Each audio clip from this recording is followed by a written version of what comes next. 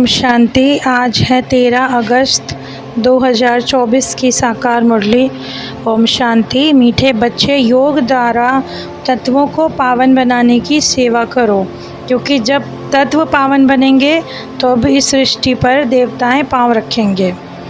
प्रश्न: तुम्हारी नई राजधानी में किसी भी प्रकार की अशांति नहीं हो सकती। क्यों? क्योंकि वो राजाई तुम्हें बाप द्वारा वर्षा में मिली है। वरदाता बाप ने तुम बच्चों को अभी ही वरदान यानी वर्षा दे दिया, जिस कारण वहाँ अशांति हो नहीं सकती। तुम बाप का बनते हो तो सारा वर्षा ले लेते हो। ओम शांति। बच्चे जानते हैं जिसके बच्चे हैं उनको सच्चा साहिब भी कहते हैं, इसलिए आजकल बाबा तुमको साहिबजादे कहते हैं। सच के ऊपर एक पौड़ी है, सच खाना सच पहनना। भले ये मनुष्य की बनाई हुई, पर बाप बैठकर समझाते हैं, क्योंकि ऊंचे ते ऊंचे बाप की ही महिमा है, जिसको रचयिता कहा जाता है। उनको कहा जाता है जहाँ बाप रहते हैं स्वीट होम। ये कोई स्वीट होम नहीं, बच्चों को पता है हमारा बाप स्वीटेस्ट है। यहाँ घर में तो लौकिक माँ बाप के पास भी आजकल अशांति है, क्योंकि दुनिया में ही शांति है, पर स्वीट होम है शांति धाम। और सतयुग को कहते हैं नई दुनिया, जो कि बहुत छोटी है, उसमें मनुष्य बहुत थोड़े हैं। वहाँ कोई हंगामे की बात नहीं, क्योंकि बेहद के बाप से ही शांति का वहाँ वर्षा मिला हुआ है। गुरु गोसाई आशीर्वाद देते हैं, पुत्रवान भव, आयुष्मान भव। अब बाबा ने बच्चों को स्मृति दिलाई कि जिस पारलौकिक बाप को भक्ति मार्ग में सभी धर्म वाले याद करते थे, क्योंकि दुनिया है पतित। अभी तुम बच्चों को पवित्र गुणवान बनना है, नहीं तो सज़ाएं खानी पड़ती हैं। पापों की सज़ाएं भी ज़रूर मिलनी हैं। तो जो अच्छी रीति मेहनत करते हैं वो थोड़ी सज़ाएं खाएंगे, पाप की सज़ा तो मिलती है, जिसको कि हम कर्म भोग कहते हैं। तो ये रावण का पराया राज्य है, इसमें अपार दुख है, और राम राज्य में अपार सुख। जो कम समझते हैं तो समझो उन्होंने भक्ति देरी से की, और जिन्होंने शुरू से भक्ति की है वो जल्दी समझेंगे। अब तुम जानते हो कि हम आत्माएं कहाँ से आई हैं ना। बच्चे कई बार ध्यान में चले जाते हैं तो वहाँ मूवी चलती है, उनको ज्ञान मार्ग से कोई ताल्लुक़ नहीं। मुख्य बात है अपने आप को आत्मा समझकर निराकार बाप को याद करना, क्योंकि आत्मा का लव तो परमपिता परमात्मा के साथ ही है। आत्मा को इसी दुनिया में पावन बनना है, क्योंकि अविनाशी आत्मा है, परंतु पुराने कर्मों का हिसाब किताब तो है ही। अब जब आत्मा पवित्र पूरी तरह हो जाएगी तो शरीर भी पूरा पवित्र मिलेगा नई दुनिया में। समझने की बातें हैं।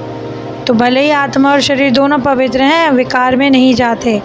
तुम जानते हो निर्विकारी पवित्र नहीं हो। कई बार क्या होता है, हम समझते हैं कि कोई पंथ वाले हैं, अपने आप को ऊंचे कुल के हैं, परंतु ये नहीं समझते कि जिस शरीर में हम लोग अभी हैं वो तो पवित्र नहीं है, वो तो भ्रष्टाचार से पैदा हुआ है। जब 5 तत्व भी पावन बन जाए, ऐसे सतयुग वहाँ पर देवी देवताएं पैर रखते हैं।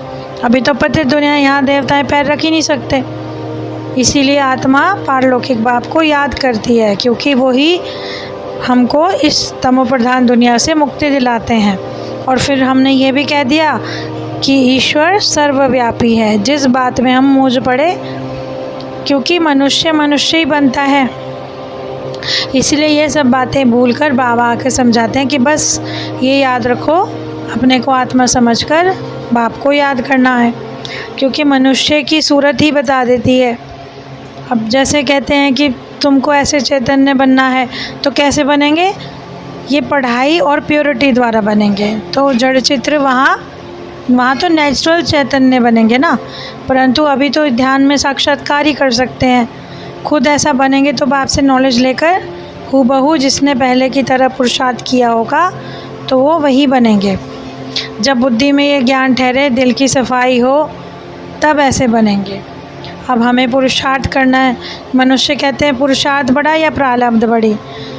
हर एक मनुष्य को ऐसे ही, जो यहाँ पे पत्थर बुद्धि हैं, हर एक की तकदीर में नहीं होता, लेकिन जो समझ जाते हैं वो अपने कैरेक्टर को ज़रूर सुधारते हैं। नंबर 1 कैरेक्टर है पावन बनना, क्योंकि देवता पावन, तो पवित्रता है मेन, क्योंकि मनुष्य की आंखें बहुत धोखा देती हैं।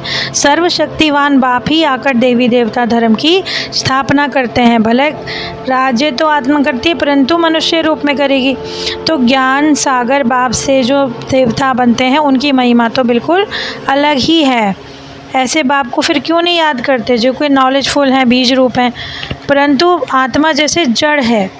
मनुष्य में चैतन्य आत्मा जाकर बैठती है तो ज़रूर आत्मा है, अगर है उसमें तभी तो बोलती है, बिना शरीर के नहीं बोल पाती। इसीलिए महिमा आत्मा की नहीं लेकिन परमात्मा की महिमा है। अभी दिन प्रतिदिन महिमा भी कम होती जा रही है आत्माओं की, क्योंकि तमो प्रधान है। ये सब बातें बाप समझाते हैं कि अब तुम तमो प्रधान हो बन गए हो, परंतु कभी बहुत सतो प्रधान थे, यानी देवी देवता थे।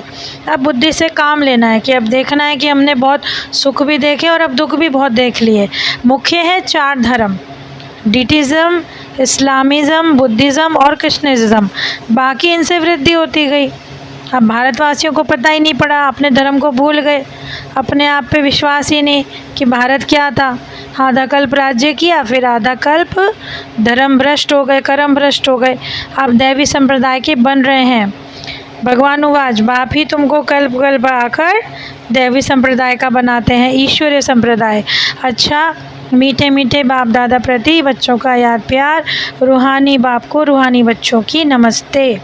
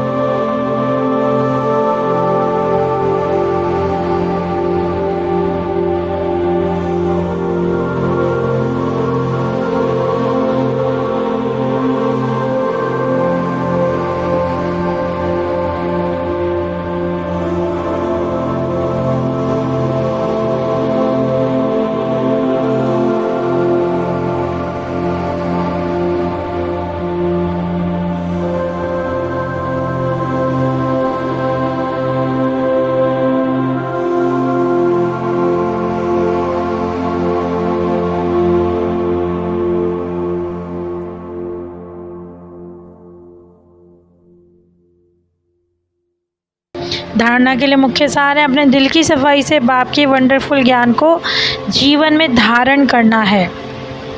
पुरुषार्थ से ऊंची प्रारब्ध पानी है। ड्रामा कहकर ठहर नहीं जाना। रावण राज्य में क्रिमिनल आँखों के धोखे से बचने के लिए ज्ञान के तीसरे नेत्र से देखने का अभ्यास करना है। पवित्रता जो नंबर 1 कैरेक्टर है उसे ही धारण करना है। आज का वरदान है ब्राह्मण जन्म की जन्म पत्री को जानकर सदैव खुशी में रहने वाले श्रेष्ठ भाग्यवान आत्मा भव। ब्राह्मण जीवन नया जीवन।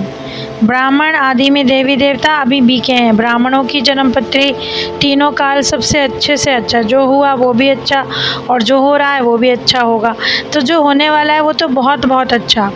तो ब्राह्मण जीवन की जन्म पत्री सदा ही अच्छी है, इस बात की गारंटी बाबा देते हैं। तो सदैव इसी खुशी में रहो कि भाग्य विधाता बाप ने भाग्य की श्रेष्ठ रेखा खींच दी है, हमें अपना बना लिया है। आज का स्लोगन है एक रस स्थिति का अनुभव करना हो तो एक बाप से ही सर्व संबंधों का रस लो। बाबा कहते हैं अगर तुम्हें सारी स्थितियों का अनुभव अच्छे से करना है तो बाबा से सर्व संबंधों की रसना लो। तो आज की जीवन जीने की कला जो बाबा ने हमको सिखाई कि हमें अपनी राजधानी में वहाँ शांति क्यों नहीं मिलेगी, क्योंकि वहाँ बाबा द्वारा यानी वर्षे में हमें जो बाबा ने शांति का वर्षा दिया है, इतनी ऊंच पद हमें दी है, उसके अनुसार वहाँ पर हम प्रारब्ध भोगेंगे। परंतु फिर स्मृति दिलाई कि पतित दुनिया को भूलते जाना है और पावन दुनिया में चलने के लिए पुरुषार्थ करना है और सदैव इस भाग्य की स्मृति में रहना है कि बाबा ने अपना बनाकर हमारे इस जन्म को बहुत ऊंच बना दिया है, यानी अपने दिल की सफाई से बाप को और इस ज्ञान को धारण भी करना है। और ये नहीं कह देना कि जो ड्रामा में होगा वो मिल जाएगा, इसीलिए एक स्थिति का अनुभव भी करना है और बाप से सर्व संबंध भी जोड़ने हैं। तो आज की इतनी सुंदर और ज्ञान से परिपूर्ण मुरली के लिए बाबा का पद्मापदम शुक्रिया। ओम शांति।